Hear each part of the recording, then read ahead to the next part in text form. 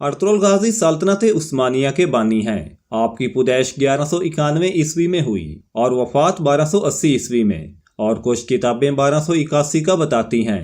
Ertugrul Ghazi کے 3 بیٹے تھے، جن میں گندوز، سوچی اور عثمان۔ آپ کے تیسرے یعنی سب سے چھوٹے بیٹے عثمان نے 1291 میں اپنے والد ارطغرل غازی کی وفات کے 10 سال بعد خلافت بنائی، اور ارطغرل غازی کے اسی بیٹے عثمان کے نام سے ہی خلافت کا نام خلافت عثمانیہ یا سلطنت عثمانیہ رکھا گیا۔ لیکن اس سلطنت کی بنیاد اصل میں عثمان کے والد یعنی ارطغرل غازی نے ہی رکھی تھی۔ اس کی اسی سلطنت نے 1291 عیسوی سے لے کر 1924 تک یعنی 600 سال تک ان ترکوں کی تلواروں نے امت مسلمہ کا دفاع کیا۔ اس کے ساتھ مسجد نبوی، گنبد خضرا اور مسجد حرام کی جدید تعمیر، سیدنا امیر حمزہ کا مزار، مکہ مکرمہ تک ایک عظیم الشان نہر، آقا دو جہاں صلی اللہ علیہ وآلہ وسلم کے مزار اقدس پر انوار کے گرد سیسہ پلائی دیوار، مکہ مکرمہ تک ٹرین کے منصوبے جیسے عظیم کارنامے سر انجام دیے۔ ارطغرل غازی کا خاندان وسط ایشیا سے یہاں آیا تھا۔ اغوز خان کے 12 بیٹے تھے۔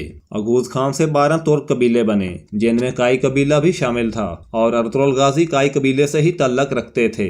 آپ کے والد کا نام سلیمان شاہ تھا۔ ارطغرل غازی کے 3 بھائی تھے، جن میں سارم، ذوالجان اور گلدارو۔ آپ کی والدہ کا نام حیمہ خاتون تھا۔ سینٹرل ایشیا سے آپ کا قبیلہ سب سے پہلے وسط ایشیا میں آیا تھا، اور پھر اناتولیا، پھر ایران، اور پھر ایران سے اناتولیا۔ کائی قبیلہ سلجوق سلطنت کا فرما روا تھا، جس کے اس وقت سلطان علاؤدین کیقوباد تھے۔ اسی سلطان علاؤدین کے سائے تلے یہ 12 قبیلے اغوز خان رہتے تھے۔ اپنے والد سلیمان شاہ کی وفات کے بعد اس کائی قبیلے کے سردار ارطغرل غازی بنے۔ ارطغرل غازی 1232 میں الیپو آئے تھے، پھر اہلت، اور پھر اہلت سے حلب، جہاں سلطان صلاح الدین ایوبی کے پوتے العزیز کی حکومت تھی۔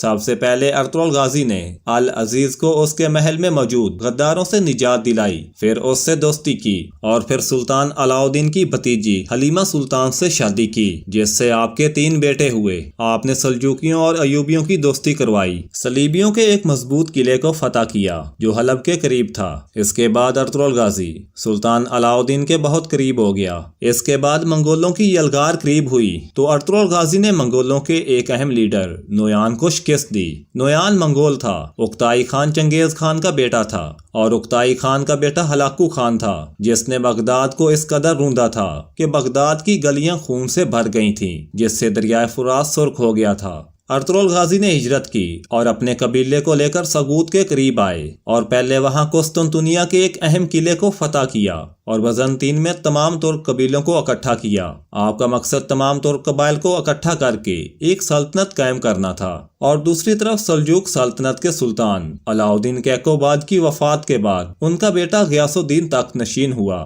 اور انہی کی بیٹی سے عثمان نے شادی کی، اور انہی کی نسل سے سلطان محمد فاتح تھے، جس نے 1453 میں جا کر قسطنطنیہ کو فتح کیا تھا۔ اور اسی پر ہمارے آقا دو جہاں صلی اللہ علیہ وآلہ وسلم کی غیبی خبر پوری ہوئی۔ تاریخ میں ارطغرل غازی جیسے جنگجو بہت کم ملتے ہیں۔ ارطغرل غازی بہت بہادر جنگجو تھے۔ ارطغرل غازی نے اپنے چند سپاہیوں کے ساتھ بڑے بڑے لشکر کا مقابلہ کیا اور ان کو شکست دی، اور ایک سلطنت کی بنیاد رکھی، جس کو بعد میں آپ کے بیٹے عثمان نے عملی جامہ پہنایا، اور اس سلطنت نے کئی صدیوں تک مسلم امت کی قیادت کی۔ Thanks for watching and keep subscribing.